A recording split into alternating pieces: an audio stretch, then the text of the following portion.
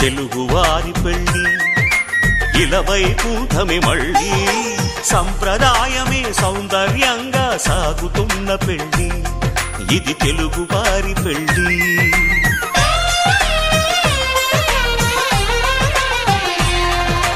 తెలుగువారి పెళ్లి ఇలవైకుంఠమే మళ్ళీ సంప్రదాయమే సౌందర్యంగా సాగుతున్న పెళ్లి ఇది తెలుగువారి పెళ్లి ఒకరికి ఒకరని అనుకుంటే అదే నిశ్చితార్థం ఆ నిర్ణయానికి తలవంచడమే పెళ్లి అంతరార్థం శతమానం భవతి అంటుంది శ్రావణ మాసం శ్రావణ మాసం శ్రావణ మాసం తెలుగువారి పెళ్లి ఇలవైకుంఠమే మళ్ళీ సంప్రదాయమే సౌందర్యంగా సాగుతున్న పెళ్లి ఇది తెలుగువారి పెళ్లి